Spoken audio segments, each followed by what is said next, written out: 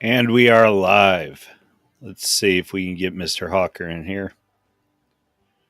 Mr. Hawker, can you hear me all right? Yes, sir, I can. Can you hear me good? I can. Hey, so my bandwidth test lied to me last week. Tell me, do I look like a whole bunch of pixelation or do you see my ugly mug up there? I see your mug, but I wouldn't call it ugly. And it's okay. Fair enough. I got socks on, so it's all right. Hey, you know what? We can do that in this day and age. That's just fine.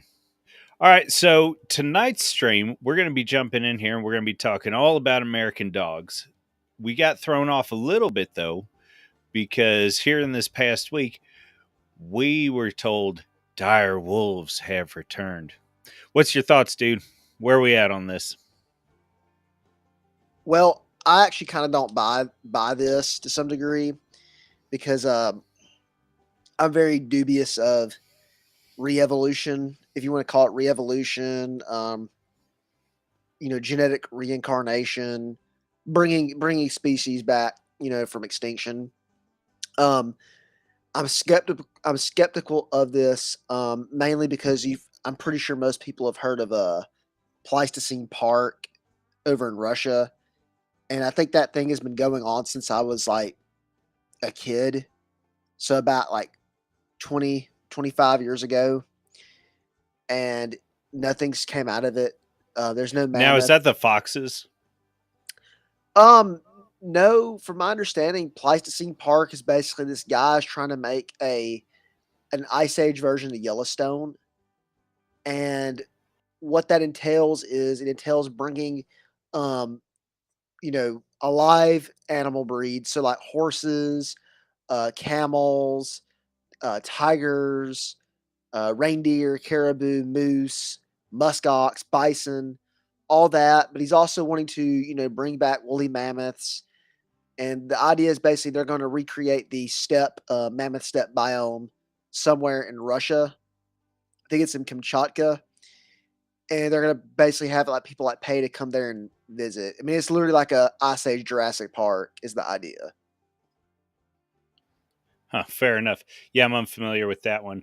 So we could dig into the whole dire wolf thing and spend way too much time on it. I do think in general, I'm probably with you though, in that this is not one, it's flat out not a dire wolf. The dire wolf, not only has it gone extinct, but that's not what they brought back. They brought it back through an unviable carrier, sort of like you have equines and doing horses and donkeys are creating mules. And 999 times out of 1,000, that mule is not a viable species. It's a hybrid that's incapable of reproducing, and it is what it is. You enjoy it for the time it's here, and then it dies. What went on with this is they didn't even go that close.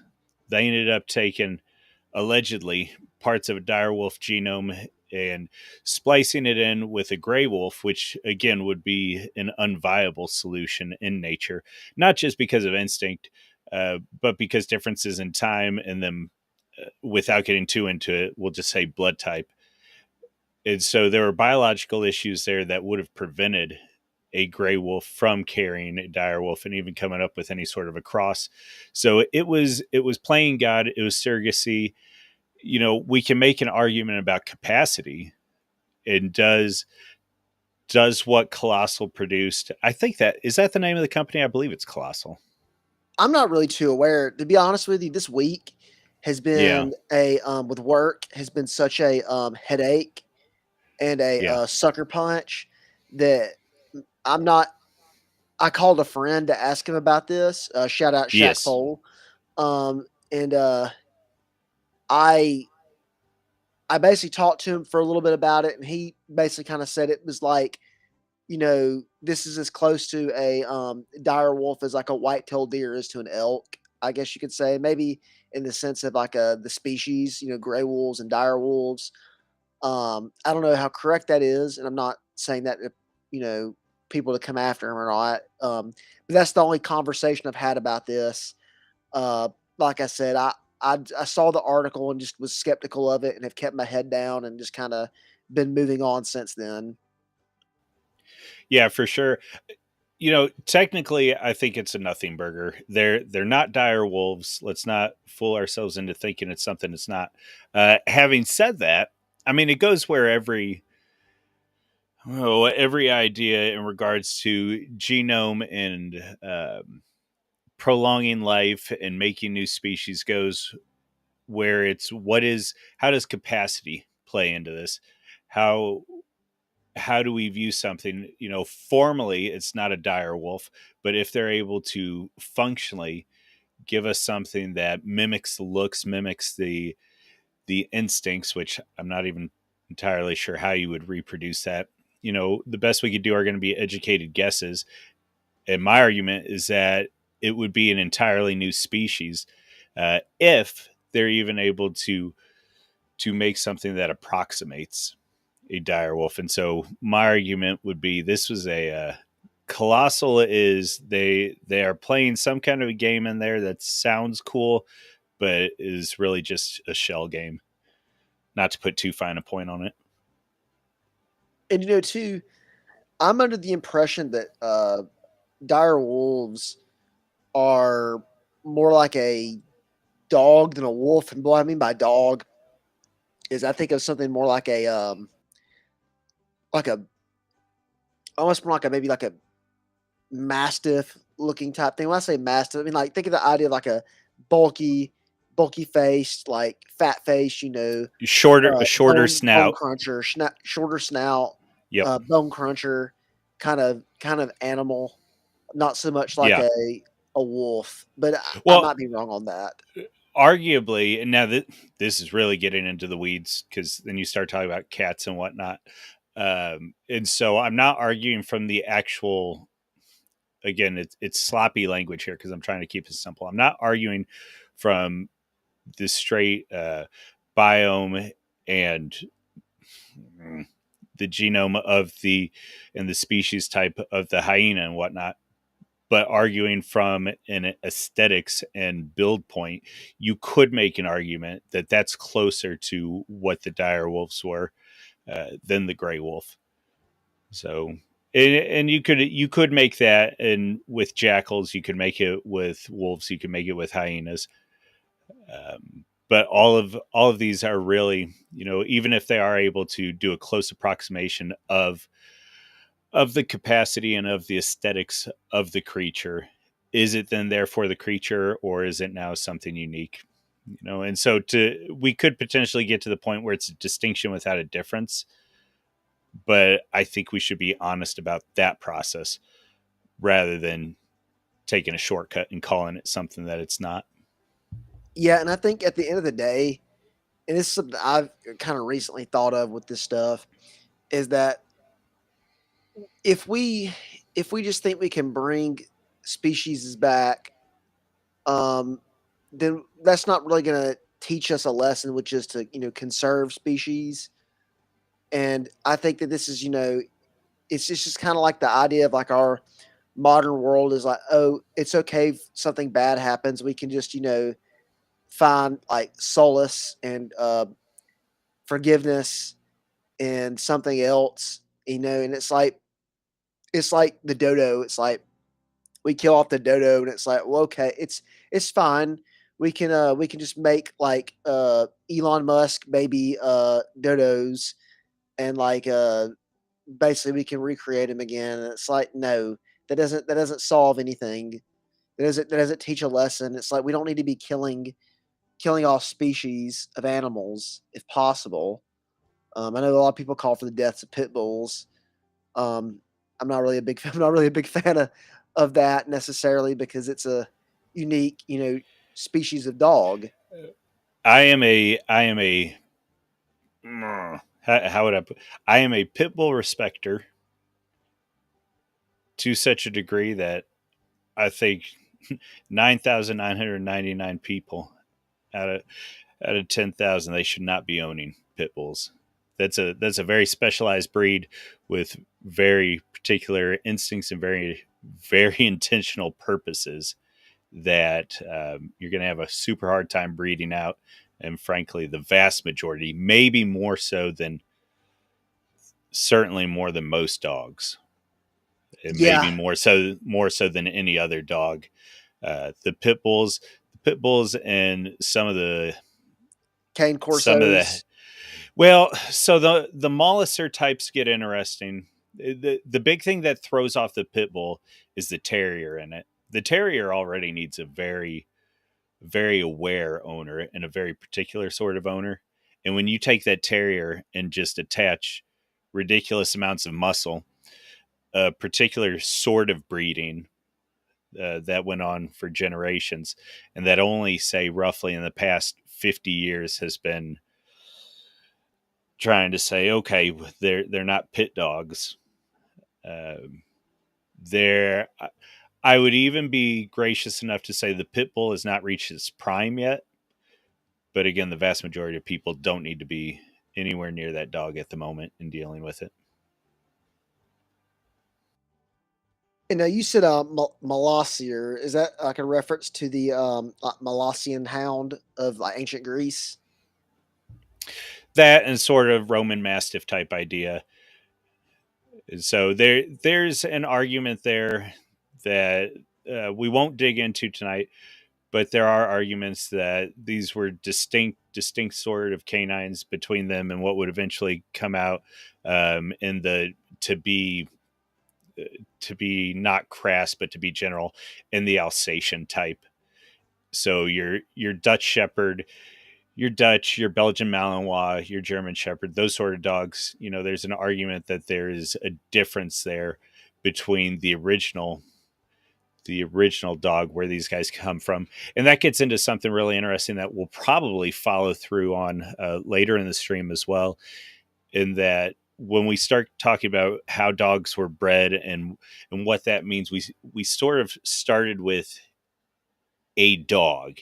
And this dog is something that we have a really hard time determining what its shape was and how it was acting. And so there's arguments that dogs are coming out of wolves, and then there's sort of two major arguments in there, and that were people grabbing hold of wolves and bringing them to heel, or was there some potential wolves that were uh, whether it was mutation or whether it was something less or more that was driving them towards people. So those are sort of the two big arguments with the original dogs. But then there is it's not accepted. It's certainly not the common line of thinking, but there is a line of thinking in there with dog breeds that there had to have been at least one other type, and that's where we're getting the Tosas and the in your mastiff types versus, again, say the general Alsatian type, which is going to be more akin to the looks of the wolves and to their actions to some degree. But I guess we're getting ahead of ourselves. So Oh no, you're how good. You're good. I I don't know much about like dog background as much as like compared to horses, I guess, because horses have that Yamnaya history. There's only one yeah. group of people that really tame horses, but dogs are basically ubiquitous to everybody, and so it's kind of hard to sort of keep track of and like who not one it's kind of So hard to keep track who tamed the first dog. yeah, I would say the differences in horses are more pronounced, especially because there is that break in North America and then a reintroduction by the Spanish, like we went into a few weeks ago. And so if people want to go back and see that stream that we did on horses, but when it comes to dogs, there's still, it seems, according to genealogical records, and then oh, not paleontology. What's the other one? I always get the one focused on humans messed It up. would be anthropology. Thank you. Anthropological issues, things of that nature, that it appears that the domestication of assuming that it was just the wolf, that the domestication of the wolf took place primarily in the Eurasian area, and that one even more so in Western Eurasia and Europe proper, many moons ago. But the curious thing about dogs is that you do see them attested through the majority um, of people groups throughout the world, throughout most of human history. And it doesn't mean they were always in the same capacity, sort of like we talked about with horses. There were some places where dogs were, if not primarily a food instrument, they were certainly a food instrument in a piece of their nutritional pie. And then there were other places in the world where they were hunting buddies, or where they were primarily draft, primarily working dogs of that nature, where they're hauling and they're helping, either in transportation or in cargo, things of that nature. So dogs are interesting in that they are not in nature and by design. Excuse me, they're not in nature and by natural design. We'll say beasts of burden or livestock, and certainly they are carnivores, but at the same time they've been willing over the generations and over the ages to work with man and allow themselves to be in those positions. And so it's a very curious animal. I quite like them. But where are we headed tonight? Where are you going to take us?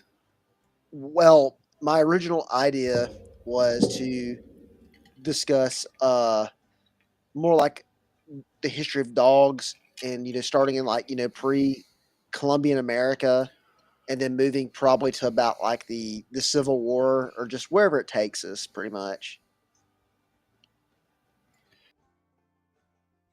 I got to watch that mute button. Yeah, absolutely. So it is interesting. We'll get through that, or see how far we get, and then I might jump in there a little bit post Civil War, because that's when we start having a lot of the different developments in the breeds that we know now. Now, a lot of the breeds that we focus on and say even that they're American breeds at this point, those are post Civil War European breeds, sort of like we talked about with the horses when they started bringing in the Belgians, the Brabants, even the Percheron. I think might have been a later horse, certainly than the Morgan. But a lot of that same thing happened with dogs. And so, unfortunately, just like with the horses, there are a lot of no joke American breeds that are not nearly as known and respected as they once were, and potentially are on the list of extinction. If you want to say that can happen for a domesticated breed, I would argue that it can, but that gets into some of the weeds. So, anyway, let me get a map of the U.S. pulled up. Let's start working with that. All right, there we go. So, go ahead, jump in there and tell us what was going on. What were the major tribes, different tribal nations that were keeping dogs? What was the dog in North America? Okay, well, I guess we could start with you know the mainstream history that we hear about people bringing civilization to North America. So, um, about 10,000 years ago, if you believe the main narrative, um, people crossed from what is now today Russia across the non-existent today Bering Sea land bridge, or ice bridge, whatever you want to call it. Basically, Beringia, which is that little bit of the ocean on the Pacific that separates Alaska from Russia. People are going to cross that, and they're bringing dogs with them when they come across. Um, these dogs are probably more like wolf dogs, from my understanding. And these people and their dogs are going to spread out all over the New World.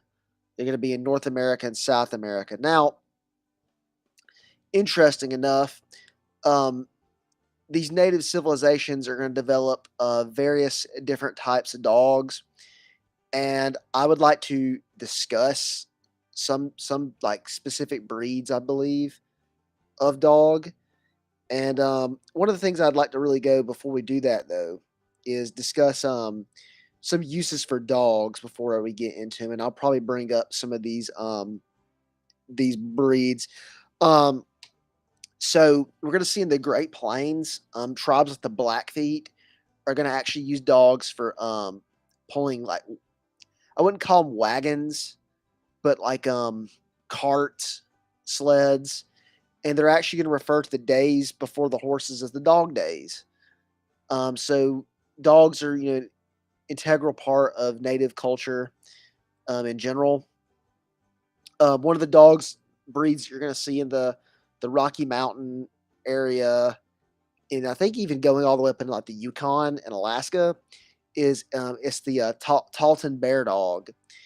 And the Talton Bear Dog was a breed that was specifically designed for bear hunting. It's an extinct breed. And that's another thing too. Before I get ahead of myself, a lot of these native dog breeds, pre-Columbian breeds, are extinct. They're either extinct or they're bred into other dogs. And I'll get into probably why that is the case after I get done with my little rant. So, anyway, back to the main point. These Talton Bear Dogs were made to hunt bears. They were a baying dog. They were also, which by baying I mean they're basically meant to. That's a yes. That's a good picture of them. They're meant to essentially kind of surround an animal, run it up a tree, or just kind of get it to stop, and they bark at it, and they basically alert the hunters to, hey, we have a animal, and the hunters get there and they finish off the job. So yeah, that's like a good like sketch of like what a Talton Bear Dog is. It was known for that upright, erect tail. Was one of the key features of it. Now, for those who don't know, this is actually very much how we will still, or how the majority of folks will use dogs to hunt bear. You're not going in there and you're generally not expecting them to flush a bear or anything else. You're expecting them to locate it. And then a pack of baying dogs will generally send a bear up a tree. And at that point, they're just waiting on the hunter to come in and actually drop the bear. Yes, you can find videos today of people in the more Appalachian South where black bears are in lively enough populations to hunt, such as Tennessee or North Carolina, even Virginia, where they will have dogs with them, and they'll do the same thing. They'll bay a bear up a tree and they'll shoot it out of the tree. If they're, sometimes the bears come down. And these dogs, we say bears, and anytime I think of bear hunting out west, I think of grizzly bears, which I'm sure they use, on grizzly bears. But I wouldn't be surprised if most of the time the dogs were going after black bear, just because it's a my idea is that they're gonna put up probably less of a fight than a grizzly. They're gonna run up a tree when they're bayed. They sometimes do come down. Um, Yeah, and it's just my thinking. that's a good point. You can either take it or I could take it. It might be worth just a real quick 30-second diversion on what dog hunting is, because I know for a lot of folks coming out of the suburbs or whatever, they might have an idea that it is the dog, whether it's coon hunting, bear hunting, rabbit or fox hunting, that the dog is doing everything and the dog is actually going in for the kill. And outside of potentially hog hunting, that is not at all how you hunt with dogs. So would you like to jump into that at all? I can, and if you think if I don't do a sufficient enough job, you can come in and cover my tail.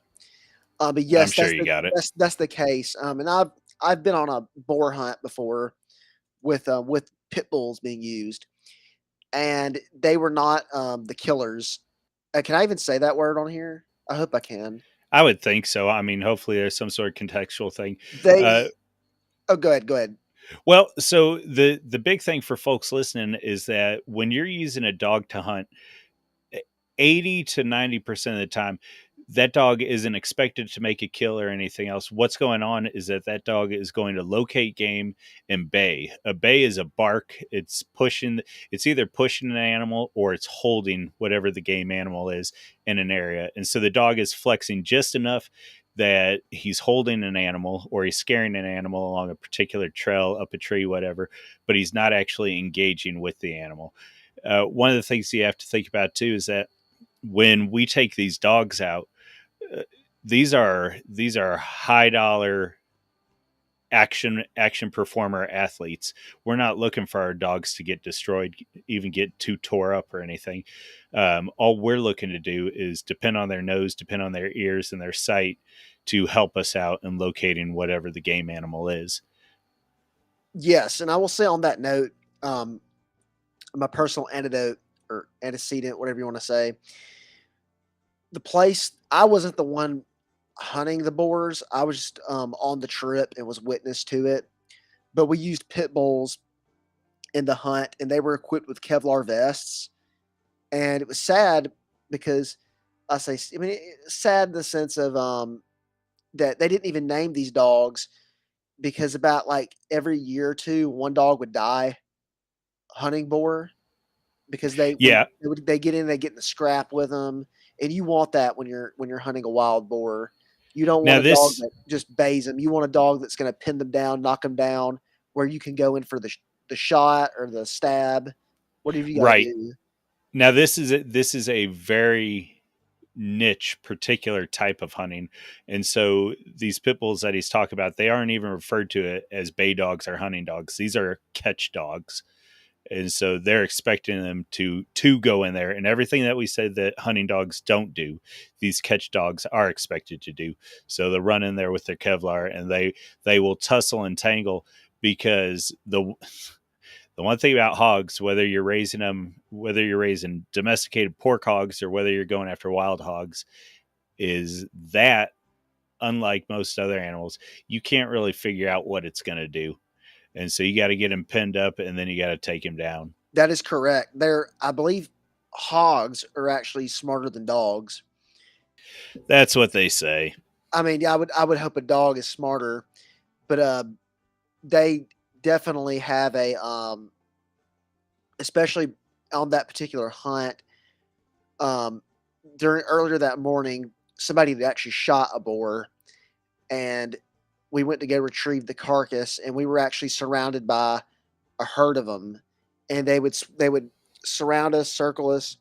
They would, one would like mock charge, stop, run back, cycle out with another one, and it's just like you don't know what they're doing. But and they were small, little small pigs. I think that were more upset that we had done something to one of them, and I don't know, but it was terrifying, and because I was a kid when it occurred, and I guess my case in point is these you want brave fighting dogs when you go after boar, and I'll say this, because I always say it with when telling the story is wild boar don't squeal, they roar. So take that how Yeah, you want. I will say when I talk about hunting boar, that one is all theory. Well, hunting bear is all theory, but I've gone coon hunting and a lot of varmint hunting, whatever, and to a greater or lesser degree, uh, that's actually a lot. Hunting coon is a lot closer to bear hunting than hunting bear is to boar hunting. So From what I've seen, I would concur with that or agree with that yeah, what I because have had bears run is away usually. right. They'll run. They'll get up a tree. They'll do different things. What I have had though is some of my hogs have gotten out before, and then I've had to have dogs run them down and sit on a squealing pig for half hour till somebody can get out there with a truck or whatever, and that's no fun. But anyway, we're getting into the weeds. We've been able to describe now how they actually use these hunting dogs. So take us from there. Okay, so another method that these people are gonna employ for dogs is they're going to eat them, and I know that we might be a little uncomfortable by that. And again, I apologize for kind of sort of being lethargic sounding. I'm exhausted, but that's besides the point. These dogs are they're gonna be eaten. We're gonna be going down from the Rocky Mountains down to the plains of Mexico. So we're gonna look at like the Aztec civilization. Um, Native Americans in general, from my understanding, were not known to be how would you say orthodox in their diet, especially compared to people from the rest of the world. They live in a place that's pretty much absent of wheat, um, absent of beef, absent of pork, chicken, things of that nature. Some people raise turkeys. Like the Mayans raised turkey, but there's going to be, no main domesticated food source that we're going to find in the old world. So they're going to supplement their diet with odd things such as turkey. They're going to have a diet mainly based around a lot of fish, some wild game. I'm under the impression that wild game really was not consumed as much as we'd think in civilized Native American society. We're going to see a lot of corn, but we're also going to see things like mosquito eggs in the Aztec society being once you break consumed. once you break the domestication nut on any sort of flesh, that the the energy expenditure on that is so much less than actually tracking down wild game that it makes sense that you would just raise and harvest meat for the majority of time. Now, the American bison is a little bit because of how they act and because of their close herds and because of the sheer number of them, that's kind of an outlier in history and offers a little bit of a unique situation. But again, in general, that expenditure and the safety that would come with domesticated flesh sources, domesticated protein sources, it's just a completely different world versus going out and having to hunt and having to risk yourselves and expend that energy to acquire meat based protein. Yes, I would agree with that, and I believe there's evidence that the peoples in the New Worlds, they tamed rabbits, I think, and I know they tamed guinea pigs. The Incas did too, but there's not really a lot of large domesticated sources of food, and so it appears that a lot of these Chihuahuas, which this where the breed comes from, the Chihuahua, is that they were probably kept, I guess, like rabbits and just ate, um, just kept in little cages and time to slaughter. They'd slaughter a few of them and cook them and eat them. I'm also under the impression too. I read a article or something somewhere back a few years ago, and I want to say I believe the Spanish um, accounted for that when they went to some kind of feast with Montezuma that they served like whole chihuahuas basically like on a plate, something like on an ornate dish, just a whole cooked dog. Sure, I'm unaware of it, but it makes sense if they had access to it. Yes, and I mean it makes sense, but I mean it Right. really I find it just particularly kind of disgusting because I really don't like the idea of eating a dog. Well, I'll tell you, and maybe it's a fault on my side. I don't find it particularly disgusting, but I do find it wasteful in that, in general, except in incredibly hard times and in parts of the world, in lifetimes I have a hard time fathoming. It seems like the relative worth of a dog would always outweigh its potential to get on a plate, especially just because of its muscular structure.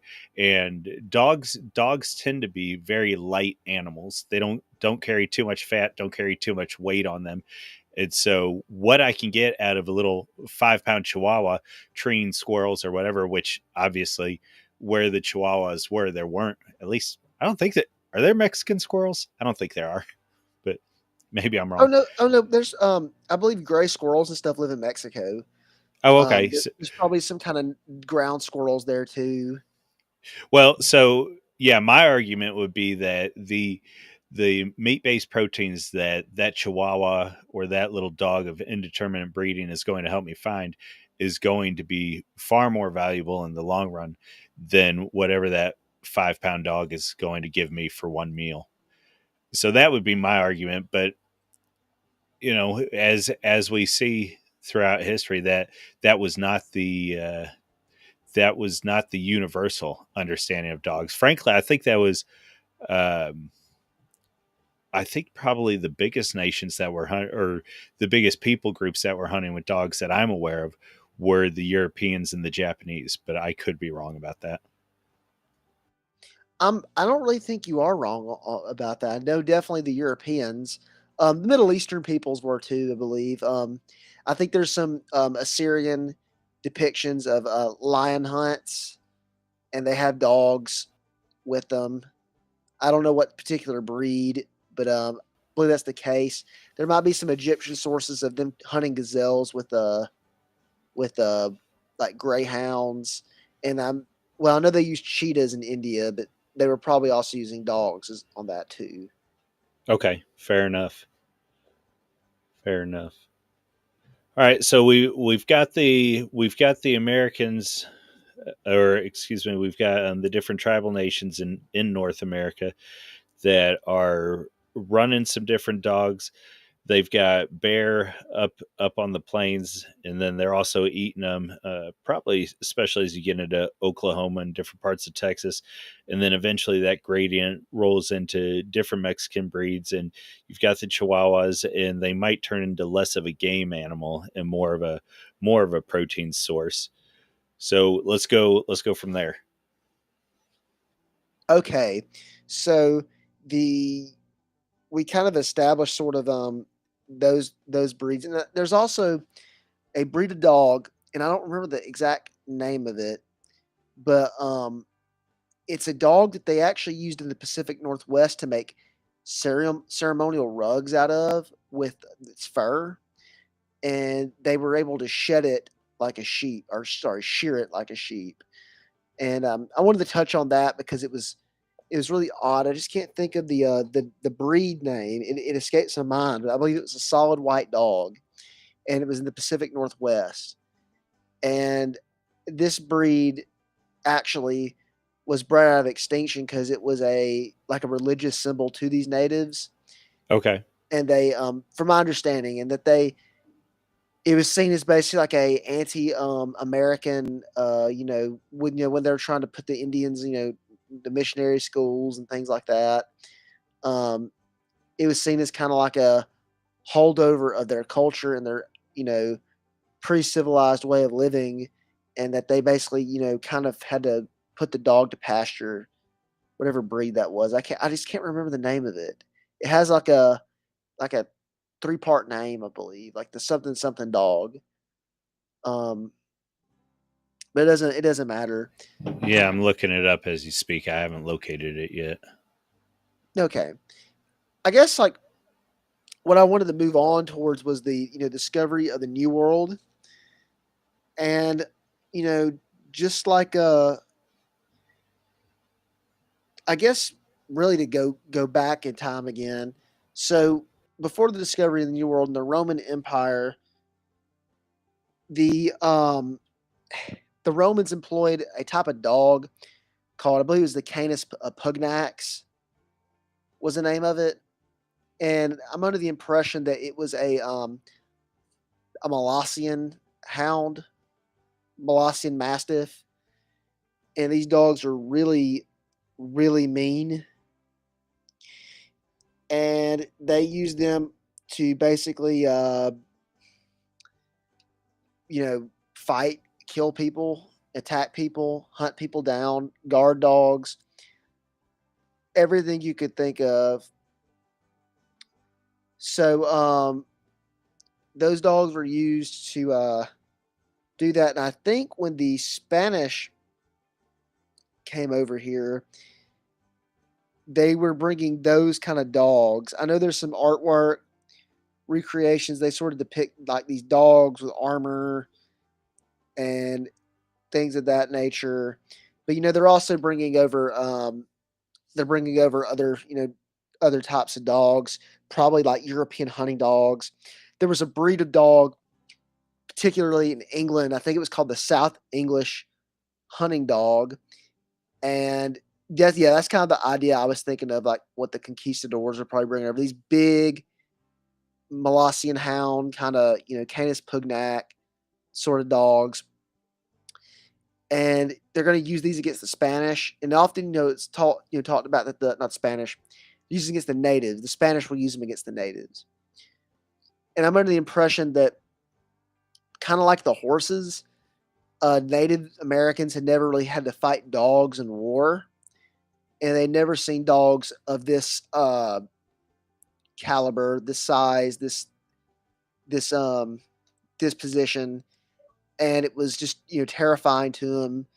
Watching a something bigger than a pit bull, you know, come in and kill your friend. It wasn't good. And so these dogs are being used, but they're also probably bringing over like foxhounds and those kind of dogs as well. Probably uh, what's the is it a Spanish cocker spaniel? Probably those kind of dogs too at some point, and as the years go down the line. But I also read too of an account when I was doing my research that Benjamin Franklin had recommended the colonial militias of Pennsylvania that they needed to have dogs part of their groups in order to sniff out Native Americans. I think this time during the 7 Years' War, and that they needed basically when they were entering into wooded territory, wooded terrain, to basically have dogs go before them, and those dogs would essentially get alerted to humans, and they would sniff them out, and they would it's not so much about the dogs actually attacking and maiming a person, but you know if your dog you're on a patrol and your dog just takes off into a bush line and starts biting a guy and it drives him out of the bush, and it foils their ambush. So he recommended this, and he said that in this quote or whatever I was reading, that this is what the Spanish did to secure their marches. Talking about the conquistadors. So it's clear the conquistadors were using dogs to fight the natives, and they were quite successful. I imagine in their Well, dogs are absolutely a force multiplier, especially if people aren't used to them. I know I've been overseas before, and people can be on or around a military base and be relatively lax. They're not going to be just dropping their shoulders and thinking everything's fine. But they can be relatively relaxed, and if things start getting out of hand, generally one MWD, one military working dog, can come out, and I would put the ratio roughly 50 to 1, and that almost like sheep. If you were herding sheep and we're running a ratio of one dog to every 50 sheep, you can do that in a lot of cultures around the world as well, where one dog, and at this point too, and I don't want to take anything away from the Dutch or the Belgian, but these are smaller dogs. Now they're wiry and they're supreme workers in their element, but they're holding on to again maybe a 50 to 1 ratio. You bring out something like a Borbell, like the Press Canario, any sort of one of the active Mastiff breeds, and I wouldn't be surprised if that commands even a stronger noticing and presence. So just something in there that absolutely, if cultures aren't used to them or even have already in a negative understanding of dogs, any sort of fear or dirtiness even attached to them, any sort of symbolic uncleanliness, when people come in there having these animals, other cultures will usually step back and take notice.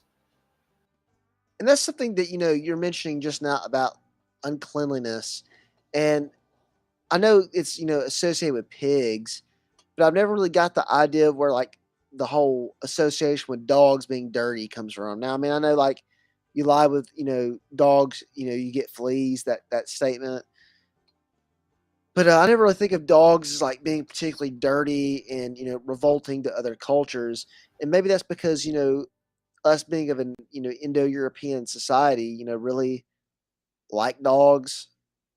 We worship dogs, really, to be honest with you, and it's kind of interesting to think on that we're one of the few people groups that really seems like we really care about animals and care about pets, care about dogs, and we have, essentially created the majority of the breeds in the world, probably, as a matter of fact, because of that. Yeah, absolutely. The vast majority of breeds, to my knowledge, are English and German. Now, there's some other that fit in there. The French have a few breeds. The Spanish, they have some great breeds, and then the Japanese are interesting in that they certainly have dog breeds. Their dogs are so actually I would take them in the Anatolians as well, and say that they bred some particular dog breeds that are unique. Might be the wrong way to put it, because all the different areas of the world, they bred the dogs that they needed and that worked for them within their context. But there's certainly a difference between the Anatolian, the Pyrenees type breeds, and then when you go over to Japan and the independence that you see in the Shibas and the Akitas. And again, these are hunting dogs, but this was almost a different sort of hunting dog than what we were describing earlier. Uh, anyways, I'm off in the weeds, so let me send it back to you. Okay, okay, I apologize for that. I was trying to figure out where my unmute button was. And like I said, just like these other, the dogs in modern times in combat, these dogs were equipped with vests as well. Not Kevlar vests, but they'd been using probably something akin to like a Gambison. I'm not aware of any Well, would it not aware of any like metal armor on dogs like a horse or elephant. so that was going to be my question to you. Are we talking more leather armors, or are we talking ring armor, or what what sort of armor are we talking about? And then what was the idea? Are we protecting them from melee weapons like swords, or is this more for protecting their flesh as they're going through tight corridors and potentially woodish areas? Or what is the theory of that? I guess that's getting kind of deep, but I don't know if you ran across any of that in your studies. Well, I'm under the impression that most armor for people throughout human history has been actually a textile armor. Um, and I imagine, I think I've seen some recreations of things of that. It's the same with dogs. That a lot of times they would make these like gambesons for them, and they would basically protect their body with them, and that sometimes they were fitted with those stereotypical collars with the spikes on them. And I don't know if that's just to make them look more tough, or if the spikes actually, when you're, actually like, biting on somebody's legs, those spikes could poke somebody. I'm pretty sure there's something in with that, that, you can't exactly manhandle a dog if it's got a spiky collar and, you're trying to fight its face and stuff. Um, but yeah, that's my understanding is that That's I would imagine actually they're trying to stop projectiles. Really, is what I okay. would think. That's a really good point, both on the protection of the dog, and then on the inability to handle a dog, the inability to get a hold of it. That is actually something you will still see nowadays. Let me see if I can find uh, a good picture of like a Kangal with a wolf collar on. It's still that idea that you're preventing somebody or something from getting a hold of them. And so let's see, here's a classic one on. Oh, oh, I just messed that up. Give me a second, folks. Now that we're live on air, let's see. Let's get in there and let's share that. All right, there we go. So this is going to be a standard wolf collar, and it's going to have some sort of spike, some sort of nail, something in there that keeps people, or what it's actually for is for wolves and any sort of carnivores from getting in there. And so these guys, they were bred and designed, and they're still kept to tangle with the animals that are a potential threat. You can see the sheep behind him. And so that's the whole idea between these Anatolian livestock guardian dogs. And so that was a good point on their armor and the idea of it's not just to protect them, but it's also to keep people from being able to get a hold of them.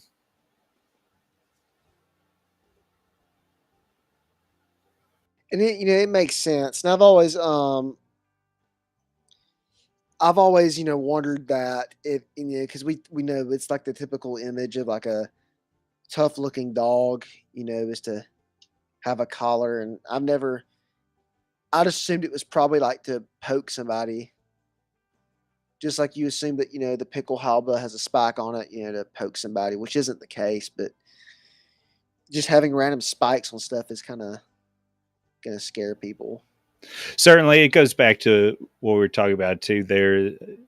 Uh, dogs can be intimidating in and of themselves, but like anything else, you can take that up a notch. And so, whether that's the actual color, I would make the argument that generally brindles and blacks tend to be more ferocious looking. Although Kangles are intimidating dogs.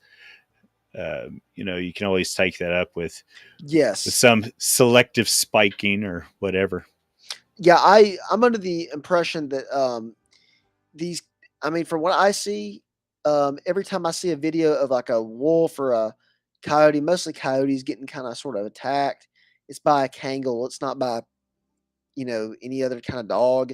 There's actually it was going on Twitter a few months ago, but it was that like animated video of the wolves trying to eat the sheep, and like the sheep and the wolves are having a conversation or something, and then it's like the dog like comes like halfway through the thing, and it's basically kind of like what's going on here, and then like the wolves are basically like, oh, like we outnumber you, like we'll tear you to pieces, and he said something like, oh, we like as soon as you start attacking me and we start fighting, my master's gonna come out with a gun, and Yeah, then the wolves are basically kind of like you win, and like they leave. yeah. So that particular sort of dog, and oh, there's so much. I could probably end up doing like a dozen streams on dogs and different sort of dogs, so on.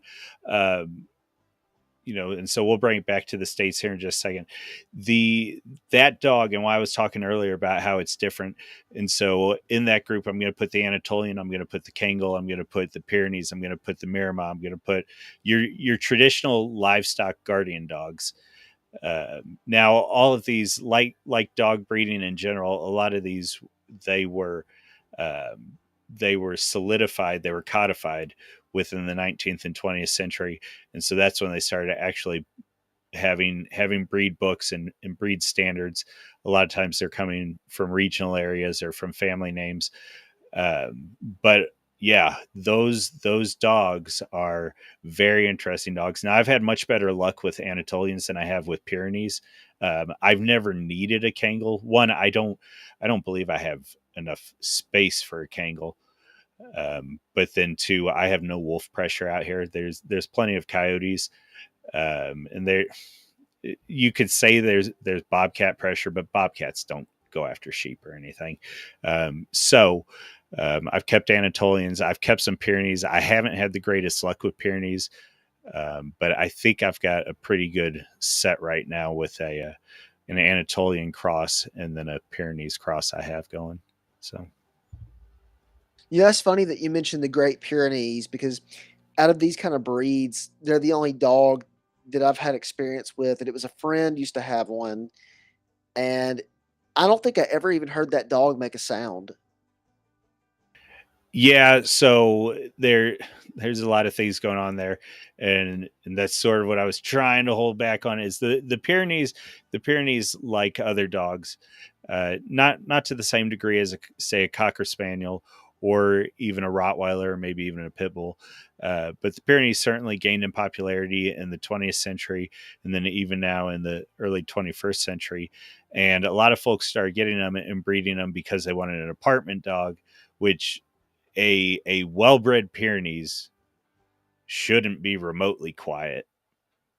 It's just in their nature. They're going to be barking, and they're going to be barking at everything, whether it's a leaf, whether it is a hawk flying overhead, or whether it's a rock that snuck up on them and scared them. They're very aware, and they're very mouthy. That's part of the reason, actually, that I've preferred the Anatolian, because they seem to be more particular in their barks, more particular in sounding the alarm. Whereas the Pyrenees seems to just routinely be sounding the alarm and saying, "Stay away! I'm here. I'm just letting you know before you even come in. I'm here." And the Anatolian seems to be more of, "Don't come in here. I see you." So Yeah, and that's the thing that I always think about too. Like in my, and I will get back to the history, but I always think about dogs is when I'm walking somewhere or have an encounter with a dog, and like I'm immediately confronted and barked at by a dog and sort of challenged. And I always used to think like, oh, like I'm like it wants to attack me, like it wants to attack me, but it can't get over to me, or it doesn't want to. Basically, it took me a little while to realize like either this dog is afraid of me and it's kind of sort of saying like like basically like please don't come over here, please don't come over here, please don't come over here, or it is saying do not come over here, this is not your property, you're a stranger, like stay back, stay back, stay back. And I've never been charged by a dog. um yeah, and a lot of that can just be the fence. The fence itself can cause more issues than not sometimes. Sort of depends on the dog. A dog that's confident is confident inside the fence. It's confident outside the fence. If a dog is a little bit more fearful, then that fence it's the magic wall that it can go up there, and it could be barking, and it could be showing aggression and saying, "Hey, don't come in here," because it knows it has that fence in between you and it. And so if you were to go over the fence, it, honestly, most dogs, it's been my experience that most dogs that are like that aren't going to mess with you. Now, what I'm talking about is a general dog. There's certainly dogs, whether it's your shepherd types, your Rottweilers, your different Mollisers, that again, those dogs I would not climb the fence and mess with. But an Australian Shepherd, Border Collie. There's some other ones, and there's some different terriers, Huskies, maybe. A lot of times, I think that's more of just, this is my area. Don't come into my area. I don't want to. And like you said, almost acting out of fear. Whereas the Rots, the Shepherds, that's often more of, this is my area, and you better not come in. So, but that gets us up to the Spanish coming in, and they were coming in with a lot of big dogs, but not exclusively big dogs. So take us from there. So we moved from Columbus and the conquistadors, and how do we keep moving with what was the nature of dogs, and what was the history of dogs here in North America? well, so what's gonna end up happening is you're gonna see the gradual sort of abandonment of what I'd say like war dogs.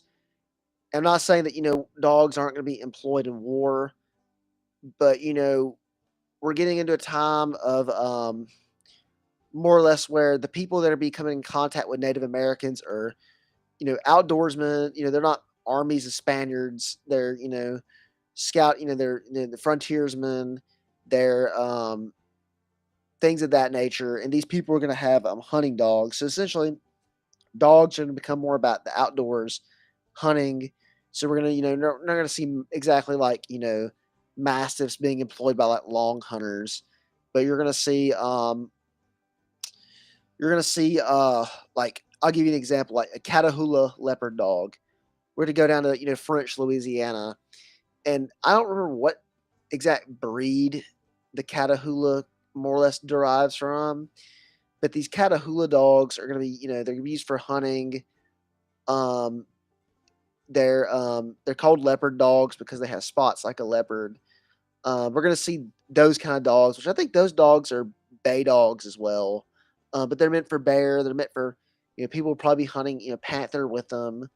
This is a time where, most of the wolves, panthers, things like that, bears are prevalent in America, especially the Southeast.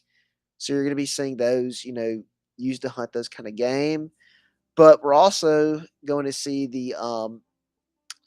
when the English, start colonizing, the New World, we're going to see the, fox hunting become a thing, just as it's becoming a thing over in Europe.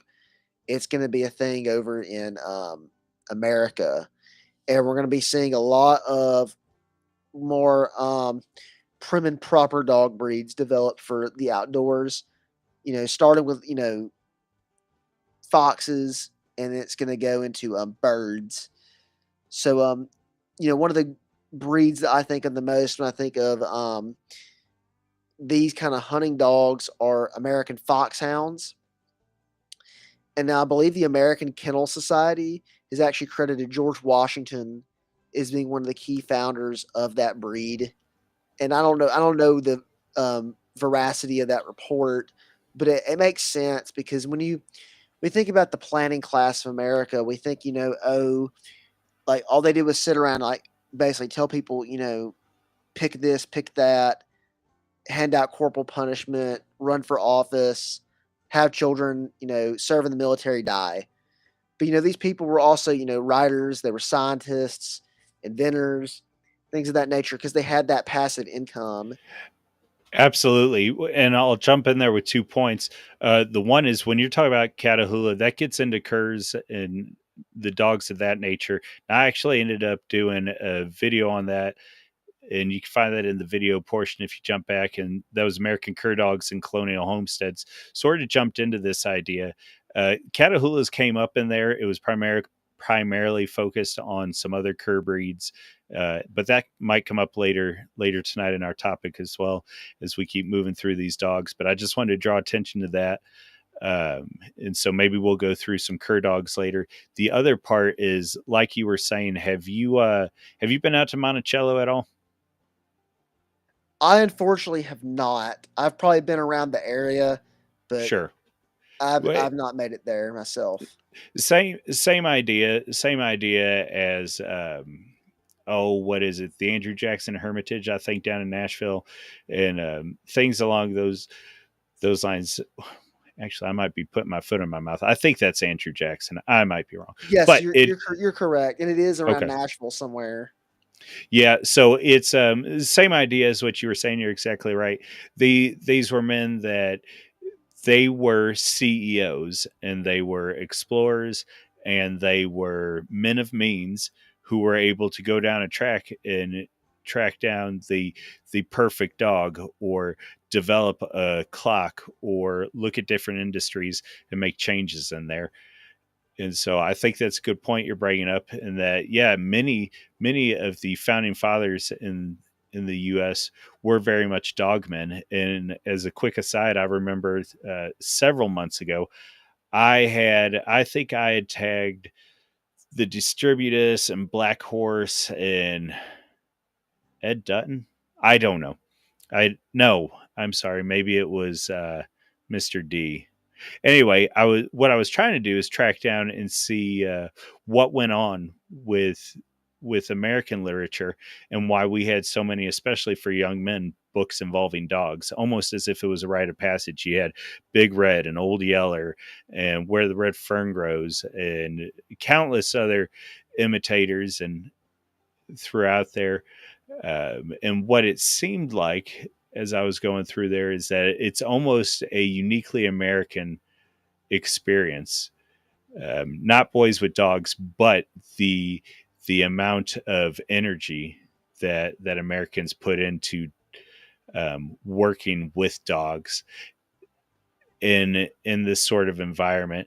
And so maybe what would be more fair to say, because certainly the Germans, the Romans, the English, they were doing this at different points, and for whatever reason, I suppose it was so ubiquitous that a lot of that stuff was lost to history. Just that constant dog companion, boy moving into manhood. And so it just so happens that between the ease of printing and the recent remembrance of that, that Americans highlighted that and brought attention to that idea of the boy and his dog. Actually, was Lassie English or was that American? I can't Oh, remember. it was a like, you talking about the breed, or you talking about like I'm talking. what I'm talking happened? about the novel, the IP. I don't know. I just remember I used to watch it like on like the I get I don't know who made it. Was it Disney that I'm made going to the look that up movie? now. I used to watch it when I was a little kid.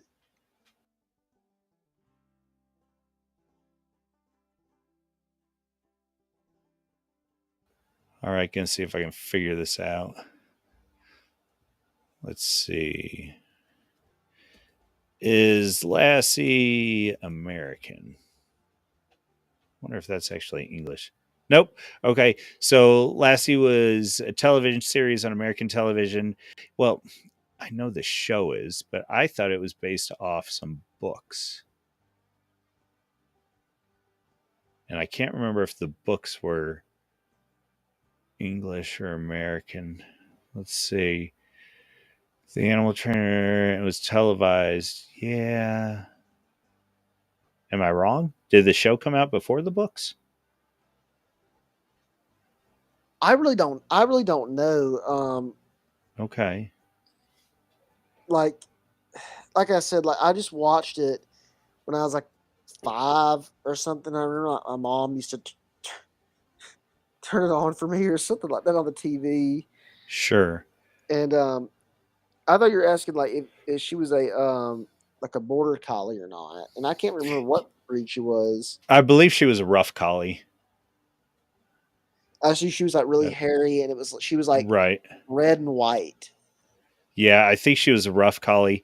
I think the red and white you can find in English shepherds, but I might be wrong on that. Let's see. Go back to Google. What breed is Lassie? Yeah, so she was a rough collie. Nice. Uh, yeah. So you've got that. But boy, I keep taking us off into no man's land. Where were we at? We were talking about. I guess we had gotten up to curs sort of, and the dropping of the heavy mastiff type because you had brought in the Catahoula. Is that fair? Yes, and we were talking Okay. about the foxhounds. Yeah. So the foxhounds are interesting. Oh man, I'll keep us. I'll try to keep us out of the weeds too far. So the foxhound is interesting, in that the English were bringing them over here, and then the coonhounds were English in a way, but like Belgian horses, there's a strong case to be made that American coonhound breeds are distinct enough to claim the title of the coonhounds and the different scent hounds, perhaps even more so than the English at this point. So I would be curious to get some English hunters on here. I don't even know if scent hound hunting is a big thing in England anymore, or if they depend more on sight hounds. Uh, That's something I've never really thought about till you just said it. That in England they have no equivalent of a raccoon, and that in the way you hunt a raccoon is so different than other animals. I get. Well, I mean, it, it's more like it, a bear hunt, I guess. You bay one up a tree, but you get yeah, those well, out. there's and I don't know how true this is. There is a story though. Are you familiar with lurchers at all? I've heard of lurchers, but you might need to educate me. There's an idea there that the English common man quit using hounds because very quickly it became blue blood land and they didn't have access to legitimate hunting. They would be poaching, and so they had to run away from the scent hounds, the baying hounds, and depend more on sight hounds that were much more silent and carried themselves differently than the scent hounds. And so maybe there was also a little bit more control on there. I will say, because of it's not that you can't have a well behaved hound, it's that a well behaved, I'm sorry, it's not that you can't have a well behaved scent hound. but it's that a well-behaved scent hound is absolutely going against his nature and instinct and is listening to you because he has to, because he knows that there's something in their form, carrot or stick or whatever. Whereas if you take something like a cur dog, that dog is hunting in the manner he hunts because cur dogs are just they want to be around you and they want to please their master, and so there is an idea that hounds hunt for themselves and curs hunt for their master. But uh, here I am, I'm talking and I'm not looking up lurchers. Well, I think that's very interesting. You brought that point up, and I've never, I've never even thought about that, and I don't know how common if poaching was something that increased in the UK as time kind of progressed. I'm aware that during the time like the Jamestown settlement, there was a some kind of thing written about some guy who was a nobleman said that he would rather see his sons like swing at the gallows for upholding their manly duty by hunting than to not hunt and be forced to read books. Yeah, I vaguely remember that quote. Who was that? I don't know who I don't know who That's the one I guy should is know. I should have that exactly, on my wall but somewhere. there's like a Jamestown like series on YouTube you can find, and they like quote that in their episode about hunting in the New World. Yeah, he didn't say, but it sounds like something Davy Crockett would have said, or maybe John Paul Jones, something like that. Big manly man. But Yeah, yeah. That's something yeah, I've never thought of, and it's a it's an th- interesting idea. I'm not English. Well, depending on how you're counting, I'm not English, and so I'm not going to call out the blue bloods, and I have no real understanding of the impact of what the landlords and things of that nature. I have no real understanding of how that impacted the English common man. But I will say you can see in the different dog types and what the Americans did with the hounds when they brought them over, and how they absolutely became the dog of the common man. That there were different attitudes when it came to hunting and collecting game and so on. That's true, and I figured English hunting would be more influenced by the animals they have there, and the I guess like property in the sense of in America we have tons of tons of land, and people are more willing to invite friends and family over to hunt on their land to use the land for that recreational purpose. We don't like to just hoard it and hog it exactly. It's all almost everybody knows somebody at least down in the deep south that's got like a land for hunting. Yeah, well, that's an excellent point you made too on the various types of game. As far as I'm aware, boy, we're really getting out over our skis here. But I don't know that the English really have much big game. I know in Hungary and I want to say different parts of Germany and on the continent, they had access to hog hunting. They might still have access to hog hunting, but I don't know that England has much even mid-sized game. They have deer from like mudjack deer that were imported from India all the way to red stag, but the red stag in England are rare more recently. You can find more of them in the Scottish Highlands, but Or in Texas. yes, or in Texas. But I'm under the impression that most English people they stalk hunt deer at a distance with rifles, and there's no need for dogs. But where was I going with it? That in America, even in some places like I know somebody out in like Western Alabama, they dog hunt deer with them, or they deer hunt with dogs, and I think it involves kind Well, of like a deer drive. now that one you have to be really careful with and pay attention to the laws of the individual states. A lot of states have outright banned any sort of hunting deer with dogs. There are some states that have allowed blood trailing with dogs, And then there might be here within the past couple decades, and so I might be off on this, but there might be a couple of states that now allow a straight up dog hunt when it comes to deer, but they're for a season. I don't know that any of the states would even allow you to blood trail, but that's I'm I'm under the impression that this they do it in, at least in Alabama. It's like a county by county basis. I could be wrong, but I think over in that part of the state, because I was reading on a map about it for the deer season, that it's like it's a certain the state is split up in these like hunting sectors, so it's not like just like it's like this art. It's like a congressional district, if you want to think of that idea, but it's for hunting laws and regulations. And so I believe in like the western part of the state, some of these sections have it where you can hunt with dogs. It's just like how some sections of the state you can hunt turkey in the fall. sure, fair enough. I wonder if some of these are excess hunts, if it's part of population management, if that's It could be or CWD, yeah, chronic wasting syndrome or chronic wasting disease. yeah. It could be just like a I don't know, a holdover thing. I really don't know. It's probably something to do with the population, though, for sure.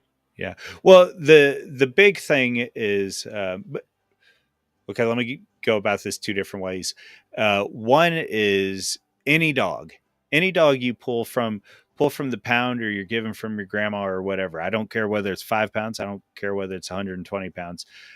Almost any dog you're given is a far more capable hunter than you're aware of, and you could probably get him out in the woods and have loads of fun, whether he's noticing deer or squirrel or whatever.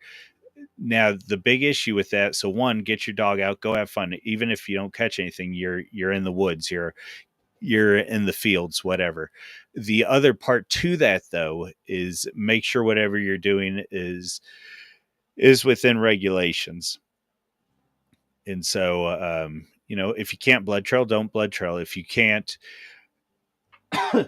excuse me, some states even get into having breed exclusions and breed rules. Yeah, it sucks, but stay on the good side of your wildlife, guys, and you'll have a better life. On top of that, I would say don't be don't be intimidated, don't be worried too much. Yeah, It and sounds like I'm talking out of both sides of my mouth. I'm not.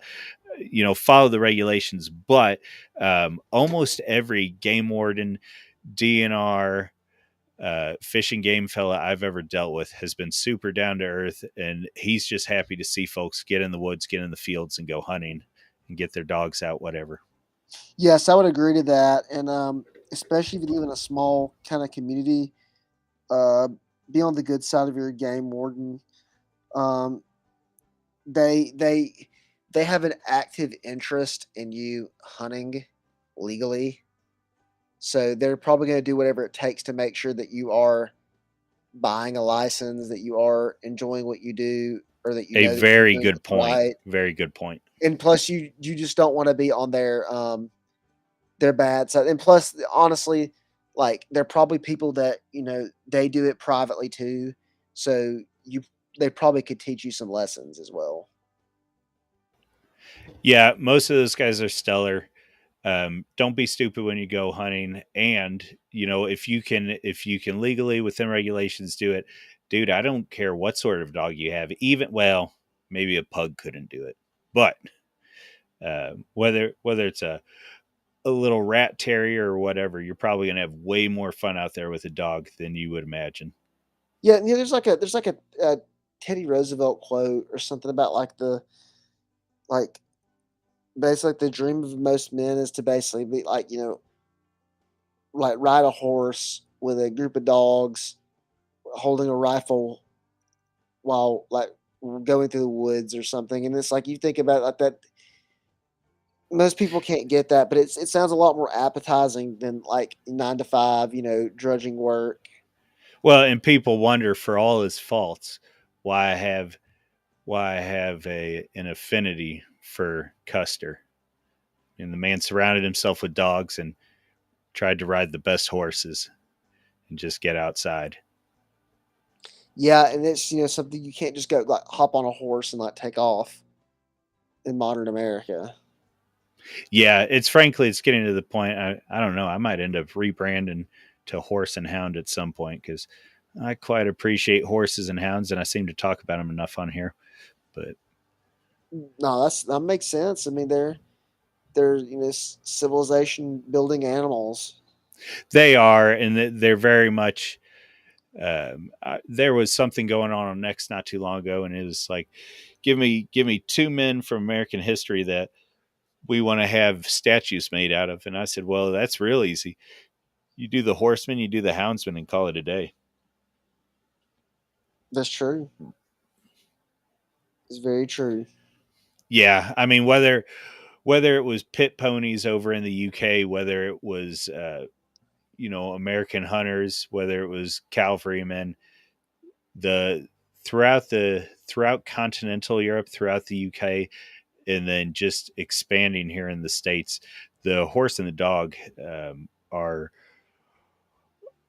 they are front and center in how we evolved, how we grew, and how we moved as a civilization. Yes, and I guess like I would like to continue on. Where was I going to continue? Talk about the plot hound. Is I wanted to really touch on that breed um, tonight since we talked about it last week.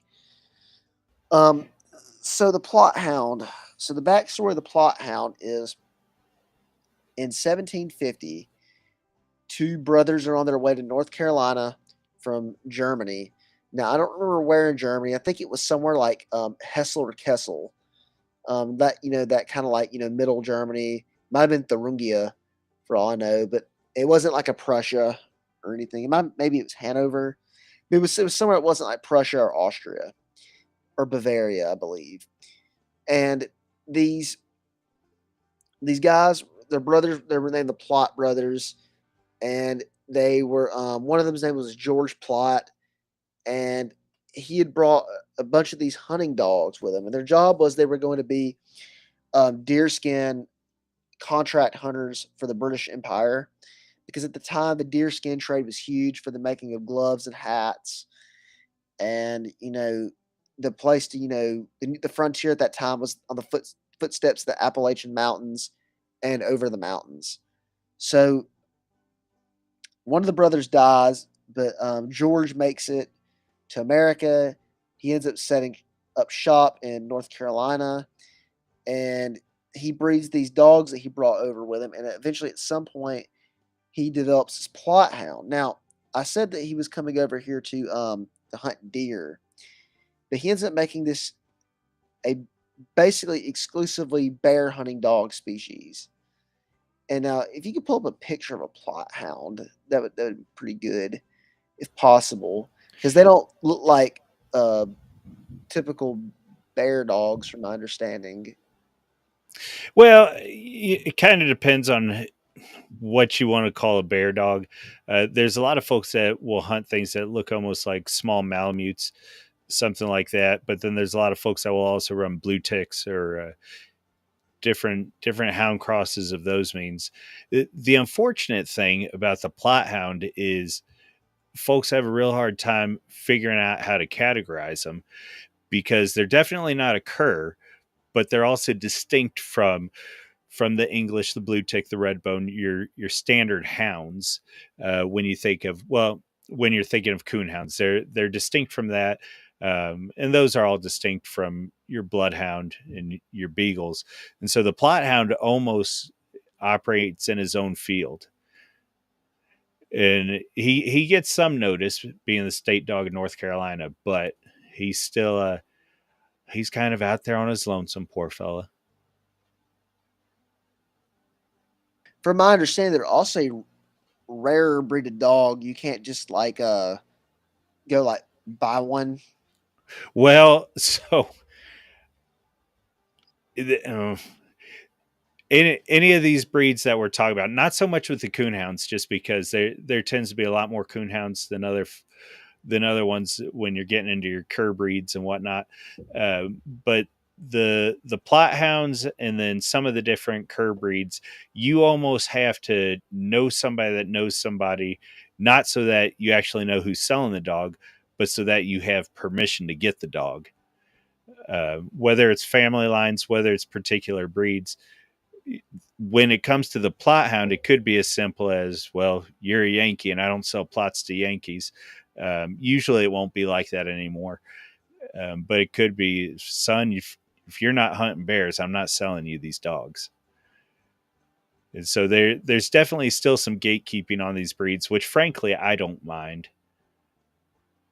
With Yeah, like from my understanding, the plots are their lineage is very guarded and preserved, and I think that probably has a lot to do with it, and that these people want this breed to exist for the purpose of hunting bears in the mountains.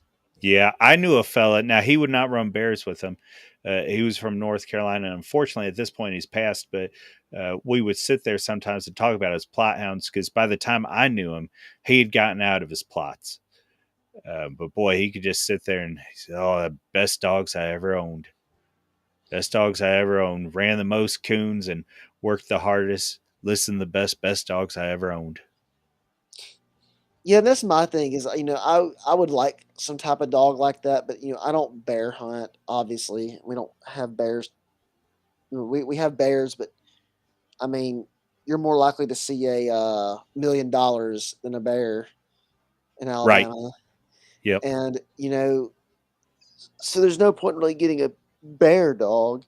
So the only substitute I could think of would be some kind of coon dog or a cur, which I would like to. I hope to get a dog sometime soon, next few years. Yeah. So there's a fair few folks that will run plots on coon and say they do pretty well. Now, if you start getting into what am I thinking? If you start getting into competition hunting, almost all you're going to see is daggum walkers. But those have taken over the high dollar hobby, and then the competition are walkers. But Yes, and I know of a guy that was talking about that. He said that, and at least in Alabama, down in like Mobile of all places, which when you think of Mobile, I think of like the beach and things of that nature. But that they breed, like there's some place there that breeds hunting dogs, and I guess they go all across the southeast. But I find it odd that Mobile of all places is like the epicenter of this hunting dog. yeah, hound hunters are interesting. One thing, and it's just, I mean, you could call it unfortunate. You could just call it the reality of the times. Is that there's definitely a group of guys now that they live out in the suburbs and potentially are even working white collar jobs, and they are still getting out 3 or 4 nights a week and getting their hounds in the woods and getting ready for competition, just trying to break into that actual competition circuit. Because at the very top anymore, I think you can now see it's been a minute since I've looked too much into it, but I think PKC is probably still running money hunts and all that. UKC was usually for name and recognition, and then PKC was running money hunts. I have never competed at that level. Anything I've ever done has just been local. And then, frankly, I'm out of the game at the moment. Here within the next few years, no. Here within maybe the next 5 to 10 years, I'll have another coon dog, but we'll see. What's the idea of competitive hunting? I mean, I can understand competitive hunting, like overshooting the best deer, the biggest deer, but how are you like competitive coon hunting? And what's the I don't. goal? Well, I've never, I've never done any of the formal stuff, and so competition that I've ever done on a local level was just you can have the biggest coon and you can have the most, and it's usually just those two things: who has the biggest and who has the most. Um, And usually it's who has the most. That's where the real action is. If everybody's coming in with a single or coming in with a couple of coons, and then somebody comes in with four tails, and it's my goodness. But then the big one is that one's for fun. Who got the biggest. So that's it on a local level. But then when you get into the actual competition, I don't even know. I'm shooting not completely in the dark here, but I think it goes everywhere from time to strike to amount of chops per time on tree, amount of time on tree. I don't know what the actual criteria is, because I believe most of them. I'm so tempted to jump on PKC or something right now. I'm not going to, but I believe that most of them, they don't even do uh, not live hunts. They don't do kill hunts. So a judge is out with different teams, and then they're locating to see if they actually, or excuse me, they're lighting trees to see if they actually got game or not.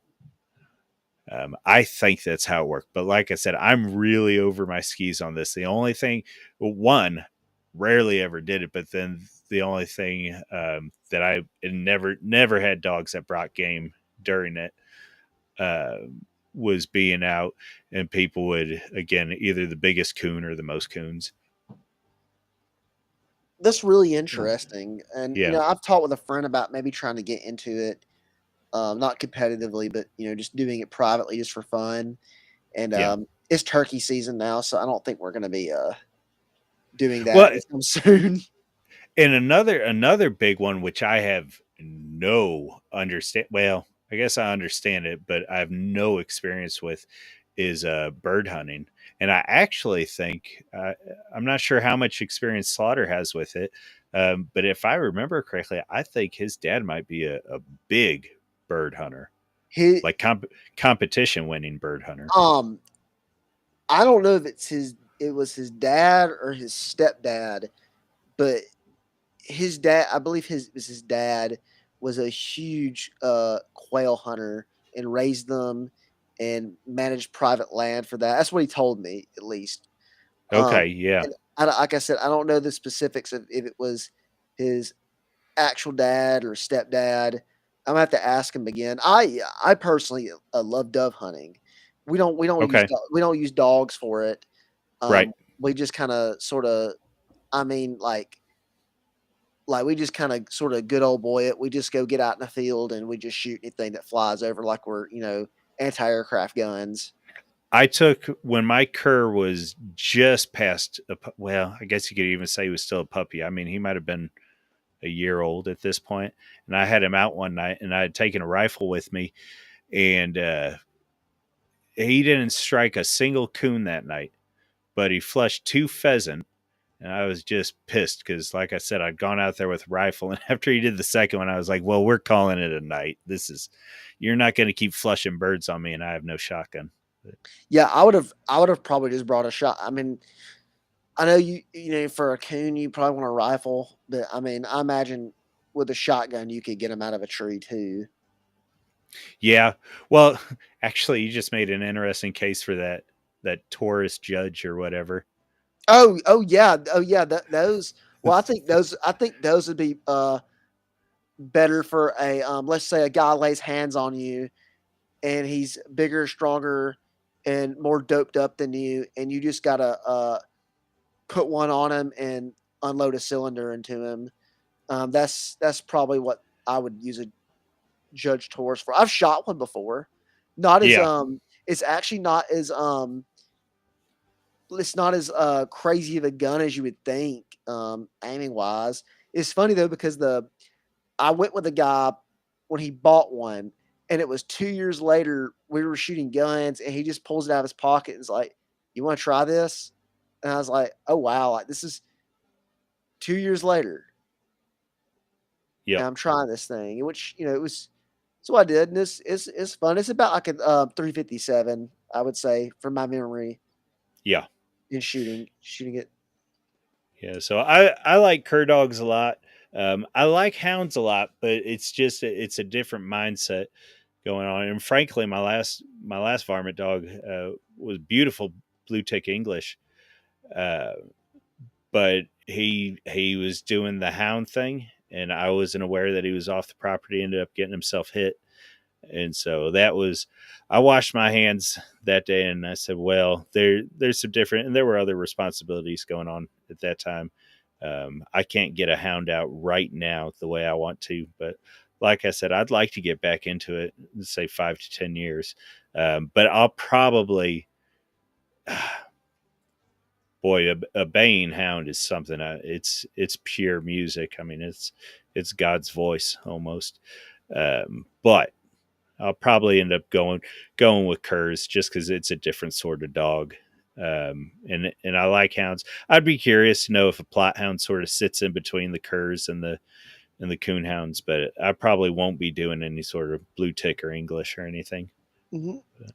And I'm guessing curs are more like scent dogs. Uh, yeah, yeah, they're still scent dogs. They a lot quieter on track. Sometimes you'll have one that'll open up some, but usually they're not too loud up until they're right behind the critter and they're getting a treat or getting a bait up somewhere.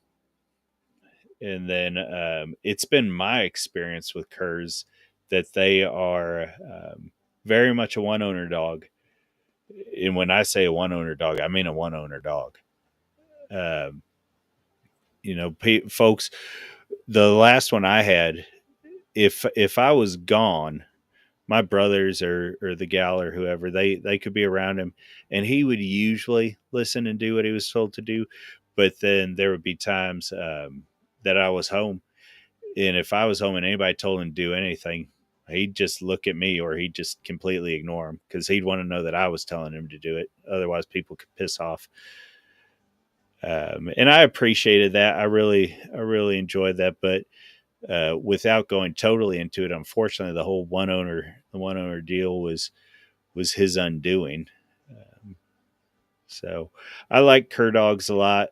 They've always been good to me, and they very much are focused on how they can achieve whatever it is you're trying to get them to achieve. So that same mountain cur in particular was what I was running, and he was a registered original mountain cur.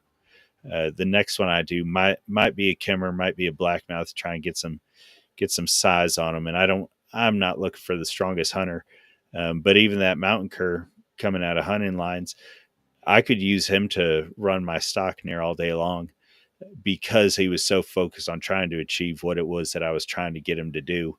And so whether that was baying up one of our not a hunting hog, but actually one of our pigs up here that I'm raising for pork, or pulling out a particular lamb, or I could even to the point I could set him on a chicken if a chicken was being ornery and wouldn't let me corner it up. I could just point out a chicken, tell him to go get it, and he'd chomp down on it and hold it till I came and got the chicken. Uh, just because they aim to please. I'm very much a cur fan. You're making me want to go buy one right now. Well, they're really good dogs. I say it depends on what you want though too. If you want a full out hunting machine that is willing to range out and get on a trail and run that trail down till kingdom come, you need a hound. You need a hound. Now, like I said, I haven't messed with plot hounds. I've only ever heard stories, so I don't know if they're mid range hunters. I don't know if they take a trail to kingdom come. But walkers I've heard good things about. The English and blue ticks I had, they mm, hit or miss. They'd find a trail and they'd go nuts over the trail. It wasn't always as successful or productive as it could have been, but I would also say they hit a trail more often than the curs I've had. So it if you want to no joke hunt and you've got the time, and that dog doesn't have to be a utilitarian general purpose buddy type dog, get a hound. Absolutely get a hound. Um, they'll Yeah, hunt. I would be looking for a buddy dog too. Get a cur. They're smaller too, correct? They can be, especially so. Your original mountain has sized down a lot here in the past few decades, and so my guess would be that most of the original mountain curs now um, got streak blood and whatever in them, and so there's been some heavy competition with the original mountain curs. So I would guess the vast majority of them are going to be somewhere, say 45 to 55 pounds. You might still find some of the old line curs. Actually, that might even be heavy. The vast majority nowadays might be about 40 to 50 pounds. You might still find some of the older line curs that are 60, 65. There might be some topping out around 70 pounds. And then I think the Kemmers tend to be larger. And so I haven't been around any of those, but I think they tend to be say 60 to 70 pounds most of the time. But then the ones that I think I'm going to do is end up doing a blackmouth. And the blackmouth are bigger. They're more stock oriented right out the gate. And so that'll work for me. And then if I could just get them in the woods sometimes and we have a good night, that'll be fine. Yeah, and I'm mainly looking for wanting a dog that would be something like more like something that I could easily have around the house, something that wouldn't destroy everything, and something I could basically just take out in the woods with me, and it could sort of do whatever. I'm not exactly looking to train one up to be a master hunter or anything, but I'd like one to have that just could like run out in the woods with me. You ever read anything about John Wick? By John Wick, By John Wick. I have not. Okay. So this is John Wick the Houndsman we're talking about. And so he's got his book Walk with Wick, and then let's say Walk with Wick. Okay, so what you're going to run into is one, this book is worth finding on good glory. 1800, that can't be right. Okay, so I have a collected volume that was given to me by a hunter. Let's just jump on eBay and see what we find. Well, okay, so this might not work. Here's one for 750. Goodness. Uh huh. Wow. Oh well, I don't even know what this is. Dad gum. Okay, so I had 5 years ago, maybe it was 7 or 8 years ago, I had a hunter mail me a copy. He just gave it to me. I think I paid him for shipping or something.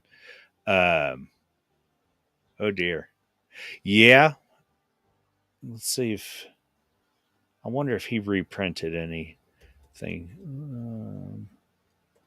So John Wick, the man, is a he's an actual houndsman, and he came up in the 80s and 90s, got real big then, and folks would listen to him.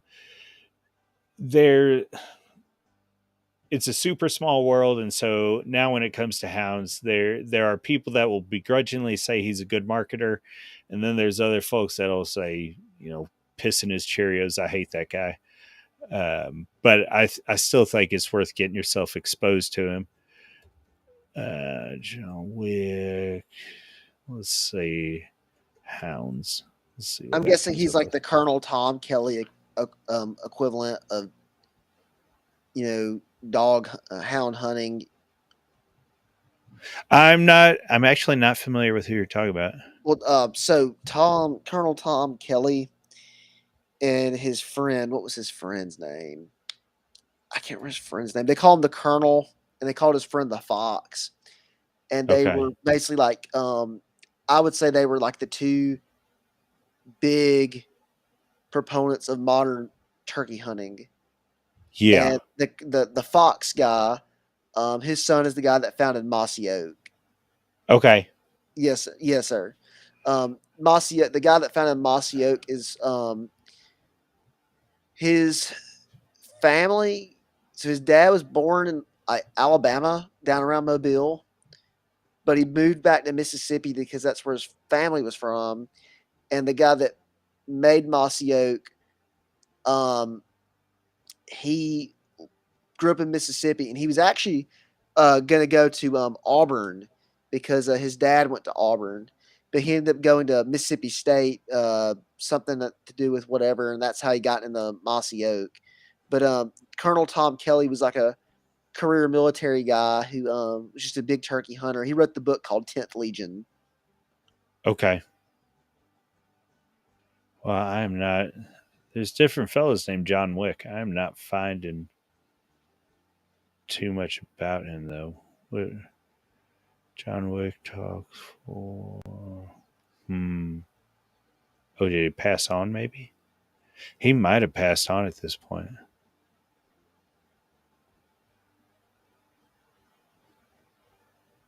Well, I don't know.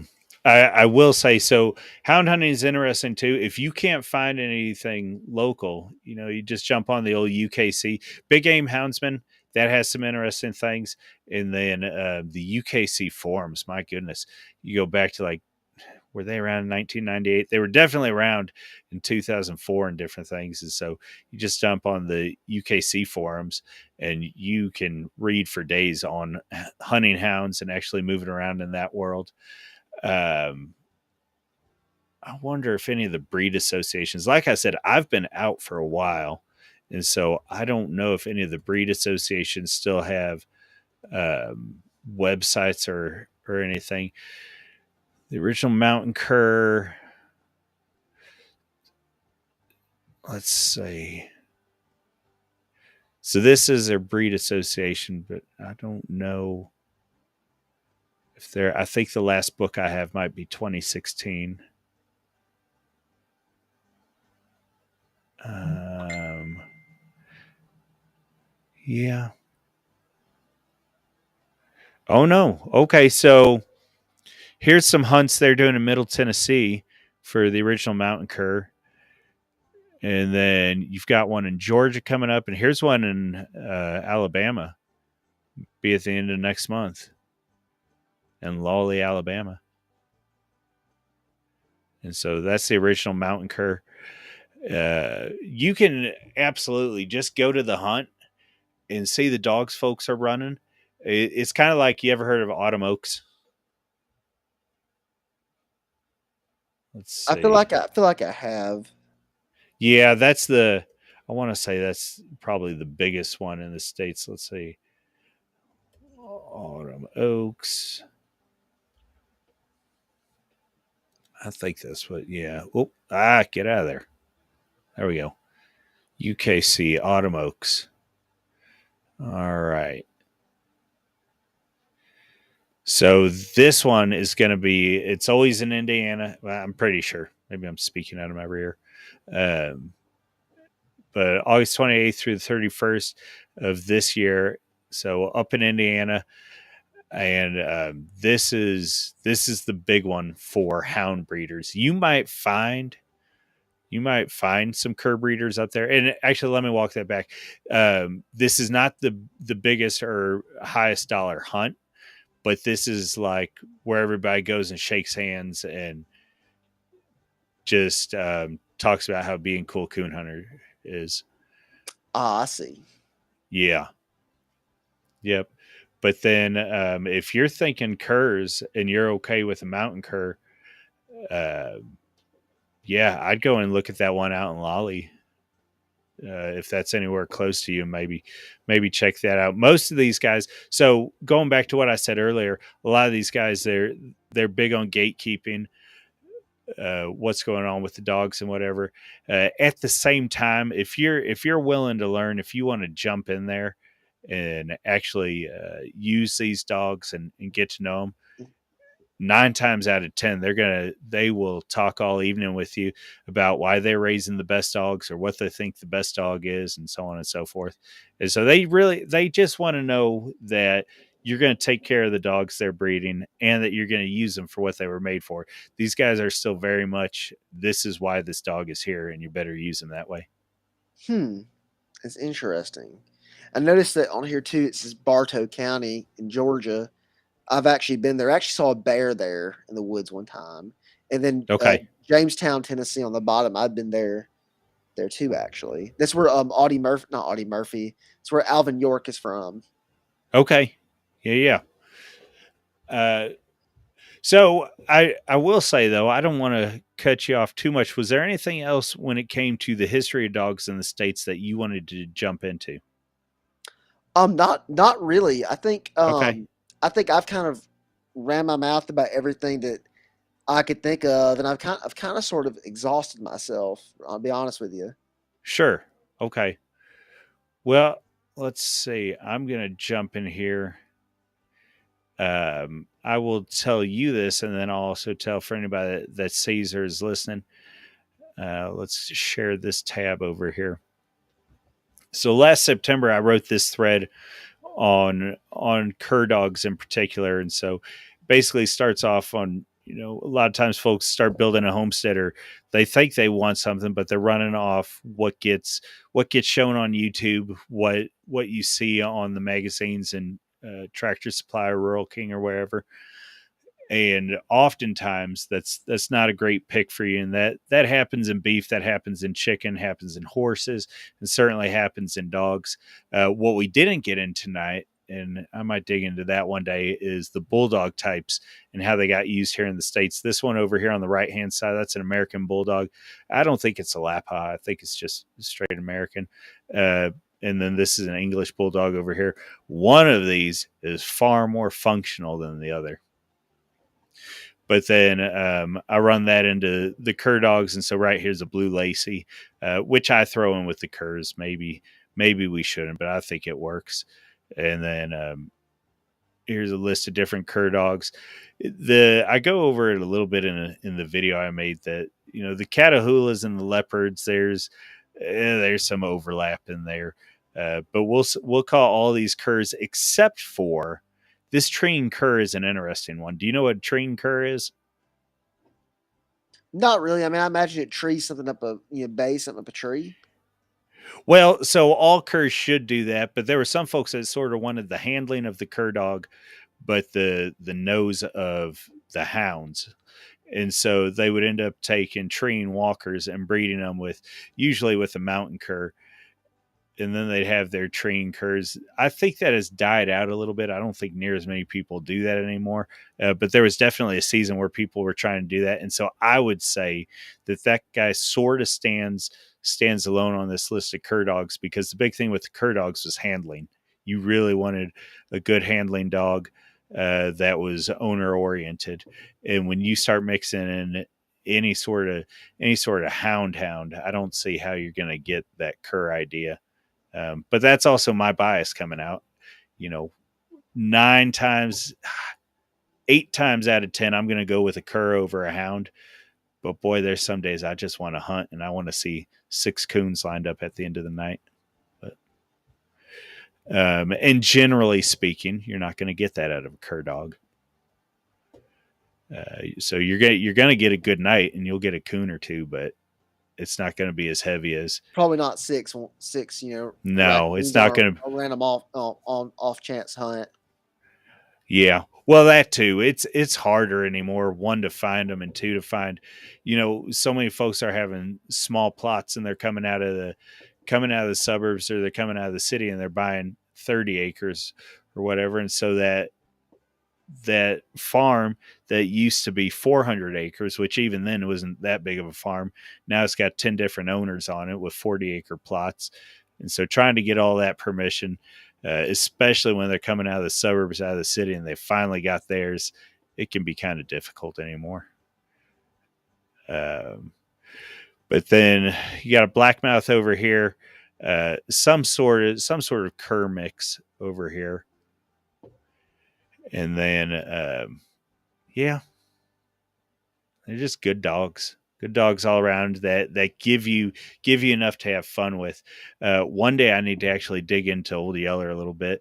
But that so the movie is funny in that the movie used, I think it was a lab mastiff cross, but the book itself is built off of a blackmouth cur, or say an blackmouth cur, a proto blackmouth cur. And my goodness, it has been my experience in the experience of folks that I know that have had curs, that what is described in that book is not terribly outside of the average cur dog. They are owner oriented, and they aim to not just to please, but to actual partner with, and keep up with you and be involved with what you're doing. Does he get rabies from a wolf in the book, just like the movie? Yeah. Okay, I've only ever seen the movie, so I was just curious about that. So that movie actually is one of the few movies on a short list of mine that does a real good job of staying close to the book. Now, granted, it was a kid's book, and so I suppose it was able to do that. There wasn't too terribly much going on in there, but yeah. So they were able to do that, did a good job on it. But the book is still certainly worth reading. I mean, you could probably plow through it in, a couple of sitting sessions in between work or whatever. Probably could. Yeah. But, well, all right then. If you if we've gone through where you were at with the dogs, I think we'll about call it a night. But my goodness, yeah, I think I probably got a dozen more dog streams in me. I don't know if anybody would actually want to listen to all that, but Well, I mean, we'll see. I would be glad to come on for another one. I would just need to, and I think when it comes to actual like dog use, it's getting out of my hands. Like I said, I haven't owned a dog in years, Yeah. so I don't want to fake I don't want to fake it till I make it. I want Oh, to be real absolutely. about that. You know, so that's kind of my take on it. Yeah, I right now I'm a little low on dogs. I think I've got 5 of them out there right now. Oh shoot. but but that was I I made up for lost time. I don't think I owned a dog until I was 26 maybe. Okay, yeah, that's And getting about almost where I'm at. yeah, and after that I quickly made up for lost time. Well, I guess I'm halfway aging myself right now, but yeah, I've owned a lot of dogs at this point. Yeah, Uh, I'd like to own some. My hope is one day is to acquire some type of land yeah. and have that and use it. Well, the fun thing, I mean, and we'll start bringing this to a close, but one of the fun things is when we talk bloodhounds, when we talk coonhounds, when we talk border collies, when we talk Kangles, when we talk, well, actually, no, let me roll that one back. Pull the livestock guardians out. Uh, but when we're talking all these other dogs, they are the peak performers within whatever it was they were intended for. But usually, you can get almost any dog of any breed to participate with you to a greater or lesser degree in varmint hunting, in herding, in running, agility, obedience. Frankly, every dog should have a fair bit of functional obedience attached to it. Hmm. And so, yeah, any of these things in here that we've talked about tonight, or that folks used to do, bear hunting and all of that, get your dog in the woods. Uh, you know, as long as it's not a pug and it's not going to have an asthma attack. Yeah, Get or Shinu Ibu. yeah, yeah. Well, which one did you say, the Shiba? Yeah, aren't those Or, dogs like unhealthy? n- no, that might be the Shizu or whatever. Um, Yeah, something like that, or a poodle. You wouldn't want a poodle out in the woods. You would definitely want a poodle in the woods, my friend. Really? Yeah, yeah, yeah. Poodles are hunting dogs. What? 100%. 100%. Now, I even want to say I'm getting out over my skis a little bit. They might favor birds. They might be more of a retrieving dog than they would be a varmint dog, but absolutely you can hunt with poodles. Well, I guess it's kind of, yeah. I mean, I guess they existed for Yeah. something that wasn't just sitting on somebody's lap. Well, so this is, and actually that's one of them. When I was listening to dog breeds that got ruined in the 20th century, I should have listed poodles. They absolutely got ruined in the 20th century in the way people perceive them and use them. And then when they started getting into teacups and miniature and so on and so forth, the poodle was one of them. The cocker spaniel was one of them. Dalmatians kind of got ruined. But the Dalmatian is also a little bit of a unique dog to begin with. Uh, but yeah, the border collies didn't get ruined, but most folks have no business owning a good border collie. They just can't work them enough, and they can't give them what they need. But yeah, whether it is a border collie, a beagle, a poodle, there's a very few dogs that I would say cannot uh, cannot go with you in the woods. Have some fun, maybe do a little hunting, maybe do a little agility, and just have a better life and provide you with a better life if you take them out and try to do something with them. Nice. Oh yeah, yep. So it doesn't have to be all, well, like most hobbies. It doesn't have to be high dollar, top of the line, because frankly, God bless you, you're probably never going to be competing at the top level. That's true. Yeah. So it it is what it is. I think most folks that compete at the top level, anyways, they won. They're absolute workaholics. Good for them. I don't want to take any of that away, but I think most of them would also recognize, there's a lucky break in there to some degree. Right Hmm. person heard them. Right person saw them, saw their dog, whatever. So, Yes, sir. yep. But well, all right. Where can people find you? Well, What can like they expect to see? And well, go like, on for a minute. like last week, I had to pull it up because I didn't have it up. But you find me on Twitter at Otto Wilhelmsen. That's a capital O and a capital W. And then you find me on Substack at autohawker.substack.com. My little like things called Wilhelm Substack. I I'm planning on writing stuff.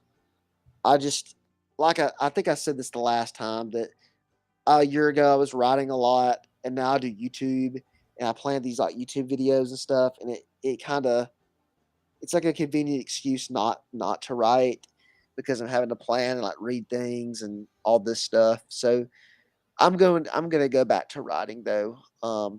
When I get this schedule figured out and the summer starts back, and I would say expect a Creek War episode the next 2 weeks. Expect the Rhodesia series to be ended sometime in the summer, and I don't think I've announced it, but there's a new series coming out, and there's another series in in planning right now that is going to be very unique to this whole sphere if done. Good. Very good. All right. Well, so you will also find information. I need to update that description with your Substack, make sure that's in there. But certainly you can find a link to Otto's YouTube channel in the description. You'll find a link to his X on there. You will find my X on there.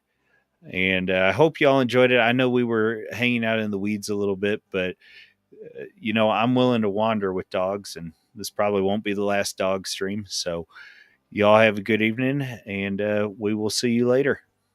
God bless y'all.